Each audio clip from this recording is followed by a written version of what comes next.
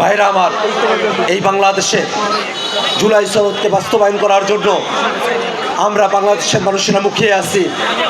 BNP সরকারের কাছে আমরা আহ্বান জানাবো, কোনো ধরনের ছলছুতরি না করে, ঘোড়ার মতো জল ঘোলা না করে অবিলম্বে যারা সংসদ সদস্য হয়েছেন, বিএনপির তরফে যারা সংসদ সদস্য হয়েছেন, তারা সংবিধান সংস্কার পরিষদের সদস্য হিসাবে শপথ গ্রহণ করবেন। এটাই তাদের কাছে আমাদের প্রত্যাশা।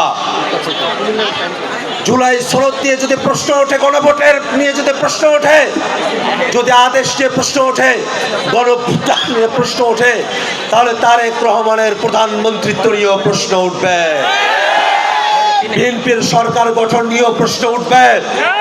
এটা কোনো বিচ্ছিন্ন চেইন না, এই চেইন আওয়ামী লীগের দ্বারা পরিচালিত চেইন। সেই চেইনকে বাংলাদেশে বিএনপি বাস্তবায়ন করার একটা ফাঁদে পড়ে গেছে।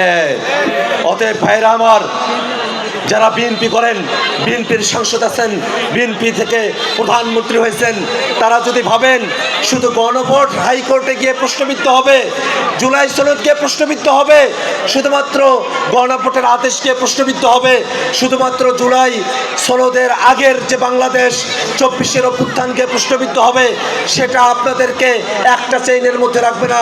সেটা আপনাদেরকে বিএনপির সরকার গঠন, সেটাও কোর্টে যেতে পারে।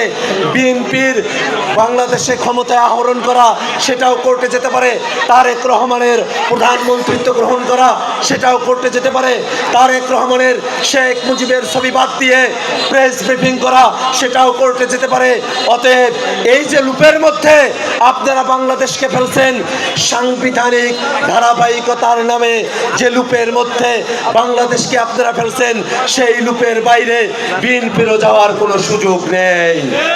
অতএব দেশটাকে যদি সঠিকভাবে এগিয়ে নিতে হয়, তাহলে অবশ্যই সাংবিধানিক ধারাবাহিকতার যতটুকু জনগণের অভিপ্রায়ের সঙ্গে সঙ্গতিপূর্ণ, ততটুকু বাস্তবায়িত থাকবে। যতটুকু জনগণের অভিপ্রায়ের সঙ্গে সঙ্গতিপূর্ণ নয়, যতটুকু বাংলাদেশের মানুষ 24-এর অভ্যুত্থানে স্বীকার করে নেয়, ততটুকুকে নিয়ে লাফালাফি করা, বাড়াবাড়ি করা, বাংলাদেশের মানুষ সেটাকে গ্রহণ করবে না। অতএব আমরা নতুন বাংলাদেশের দ্বার প্রান্তে আছি।